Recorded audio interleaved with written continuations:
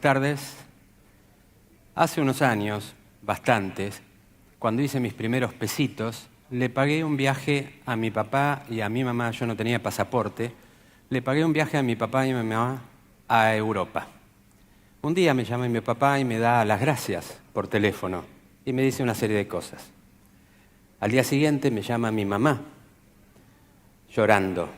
Mi papá había muerto de un paro cardíaco en un hotel en Sevilla. Nadie le hizo reanimación cardiopulmonar ni RCP. Rápidamente me dieron el pasaporte, fui a buscar el cuerpo y a mi mamá llorando. Cuando volví, aguanté todo lo que pude. Llegaron las vacaciones, me fui a la costa, acá a la Lucila del Mar, y en el día 14 de vacaciones me empecé a sentir un poco mal.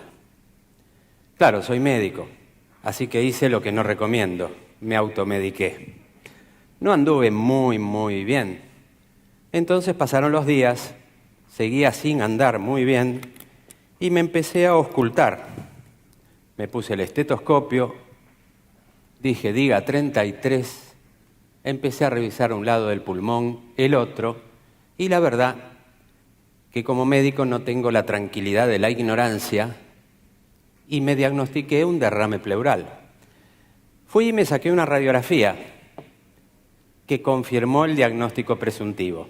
Volví a Buenos Aires, se hicieron una serie de diagnósticos, no voy a ahondar en estos detalles porque no importa, pero lo cierto es que tuve un diagnóstico de tuberculosis pleural. ¿Qué me había pasado? Había sufrido, y el sufrimiento tiene otro nombre que se llama estrés. El estrés tiene alarma, resistencia y agotamiento. Aguanté todo lo que tenía que aguantar, hasta el momento en que no aguanté más, me fui de vacaciones, me relajé, y ahí usted puede tener un infarto, un accidente cerebrovascular, una convulsión, inmunodepresión, como en mi caso, y alguna infección. ¿Qué es lo que sucedió? Estrés que se hizo crónico y se sostuvo en el tiempo. ¿Qué es el estrés? El estrés es una relación entre cargas versus resistencia. Y la verdad que hay algunos medicamentos que son muy útiles para trabajarlo. Podemos ejemplificarlo con una balanza. De un lado de la balanza están las cargas que debo resistir y del otro lado mi capacidad de resistencia. Cuando las cargas superan mi capacidad de resistencia, aparecen síntomas. Síntomas que me hacen sentir, que hacen entender, que mi cuerpo me envían en términos de información. Esas cargas son, en definitiva, como un camión que lleva cargas habitualmente, como si fuera este, que puede llevar una, otra y otra carga, trabajo, familia, temas existenciales, dudas, presiones externas, la sociedad, los piquetes o lo que quieran de afuera, pero sobre todo lo que está dentro de uno. Esas cargas van superando nuestra capacidad de resistencia hasta un día que la superan. Entonces la carga supera esa resistencia y el fiel de la balanza se inclina hacia el lado del estrés, apareciendo entonces signos y síntomas. ¿Qué es un síntoma? Un síntoma es un dolor de cabeza, fiebre, dolor de estómago, falta de aire, nerviosismo, insomnio. Cualquiera crean ustedes que es, puede ser un síntoma. Pero para nosotros, quienes trabajamos en esto, un síntoma no es un síntoma. Un síntoma es información. Cuando vos venís al consultorio y me decís tus síntomas, yo no lo siento. Empatizo, pero no lo siento. Pero para mí es información y hago diagnóstico. Y la verdad es que el médico que tenemos más cerca somos nosotros mismos. Por eso debemos escuchar los mensajes del cuerpo. La primera etapa del estrés después que consideremos que todo síntoma, y me gustaría llevarlo hoy de acá, cuando les duele la cabeza, sepan que duele la cabeza, cuando tienen acidez de estómago, tienen acidez de estómago, cuando tienen dolor de espalda, tienen dolor de espalda. Pero aparte de tener esas tres cosas, tienen información que el cuerpo les está enviando para que sepan que algo sucede. El estrés comienza con la percepción. La realidad no existe sino desde nuestros propios procesos mentales. Es decir, la realidad es lo que yo creo que es. Y eso se llama percepción, que no es la realidad, sino mi interpretación de la realidad. Cuando percibo una situación estresante, cuando creo que algo me empieza a estresar, lo primero que va a suceder es que cambio de conductas y cambio de hábitos. A lo mejor el que fuma más va a empezar a fumar más porque lo va a tener como conducta compulsiva, no sustitutiva. Entonces el que fumaba 10 va a fumar 20. Yo no fumo, pero pedí esto prestado.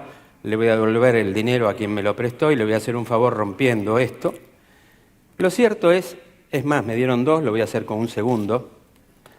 Sé que aumentaron, pero se los voy a pagar. Pero eso puede pasar como conducta compulsiva no sustitutiva, y el que come puede comer más. El que se droga se puede drogar más. El que toma vino, alcohol o lo que sea puede tomar más como conducta compulsiva no sustitutiva, y estamos entonces en esa segunda etapa del síndrome del estrés.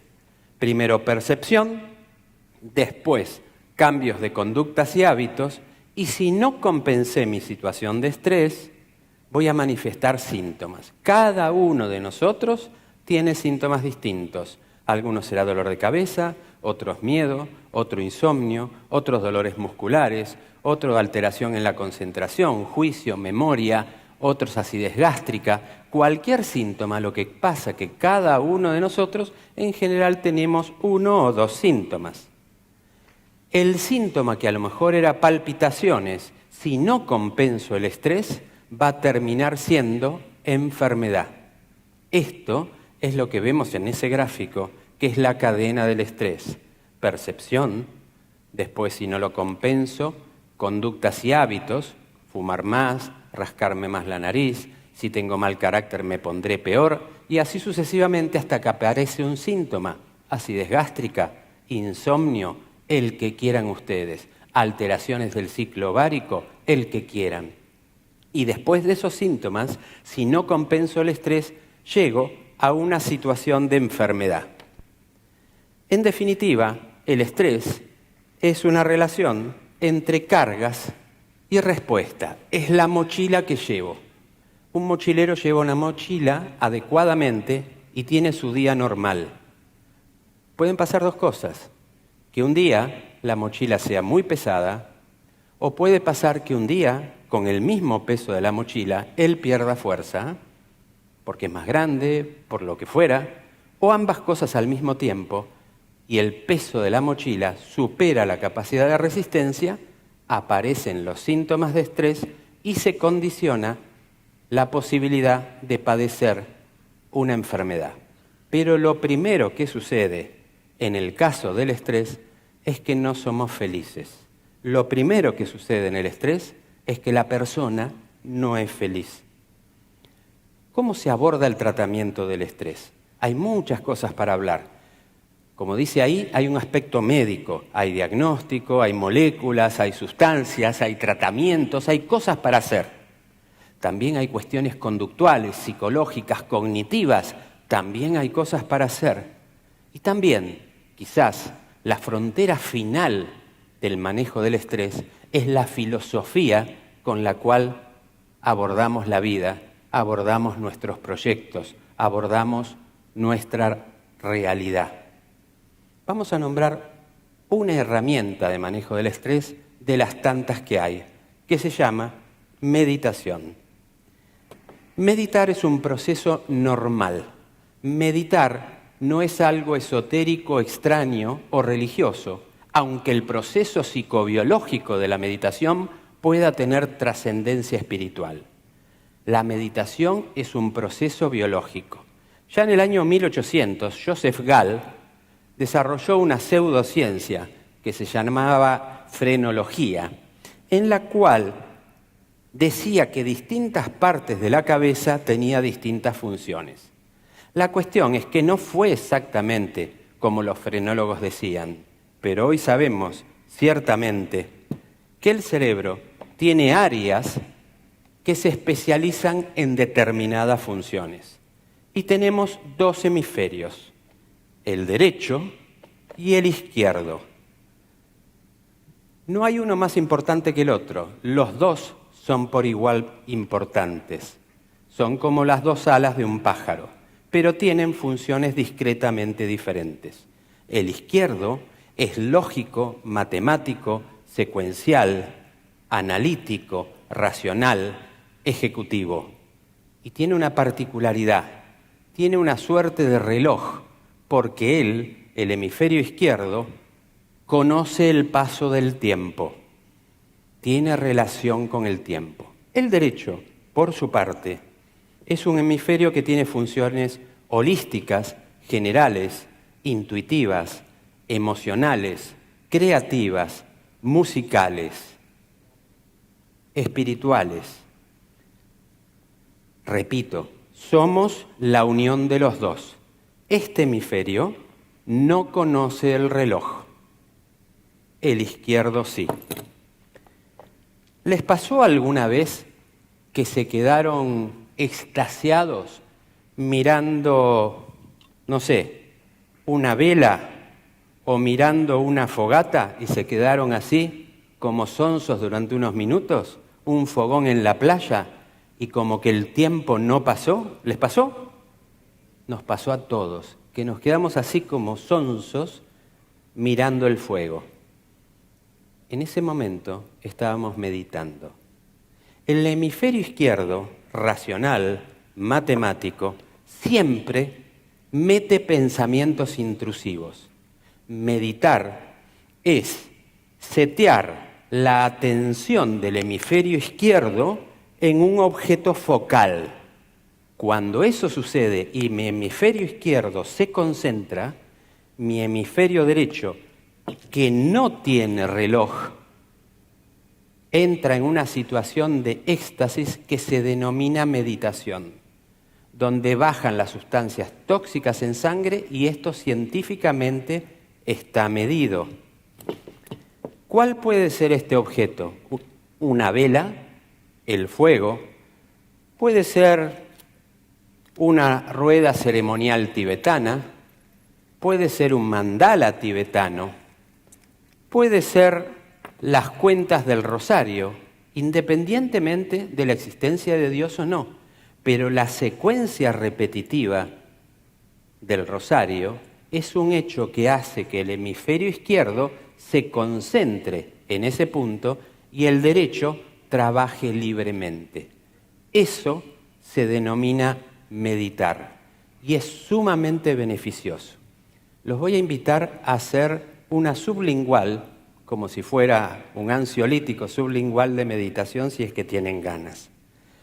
Nos va a llevar un minuto. Pónganse cómodos, apoyen los pies sobre el piso, lo más cómodo posible. Cierren los ojos por un instante y vayan siguiendo mentalmente mi voz. Respiren lentamente por la nariz, no usen la boca. Inspiren hondo, profundamente, llevando el aire a una respiración abdominal, la respiración del bebé, hinchando la panza. El aire ingresa y el aire sale. El aire ingresa y el aire sale. Cada uno lo hace a su ritmo, a su tiempo. Lo disfruta y se concentra en ese proceso respiratorio. Imagina con su mente, en forma profunda y vívida, cómo ingresa esa columna de aire que pasa por la nariz, por la garganta, por la tráquea, va a los pulmones y expande las bases pulmonares, oxigenando vitalmente nuestro cuerpo. Exhalan el aire. La inspiración puede llevar 1, 2, 3, 4 y la expiración un poco más larga. Y lo volvemos a hacer una vez, lo volvemos a hacer otra vez. Y en la medida que nuestra mente esté concentrada en ese proceso respiratorio de inspiración y expiración, nuestro cerebro, el hemisferio izquierdo, se estará concentrando en él, permitiendo paz, serenidad y armonía. Ahora, a nuestro propio tiempo, deseo y voluntad, vamos a volver muy lentamente al aquí y a la ahora. Cuando lo crean conveniente, pueden ir abriendo los ojos y se conectan con este momento. Esto es meditar y esto da paz, serenidad y da calma. La verdad es que la meditación es un proceso biológico concreto que, entre otras cosas, permite tratar el síndrome del estrés. Es un excelente medicamento, no tiene efectos adversos y no se compra en farmacias. Gracias.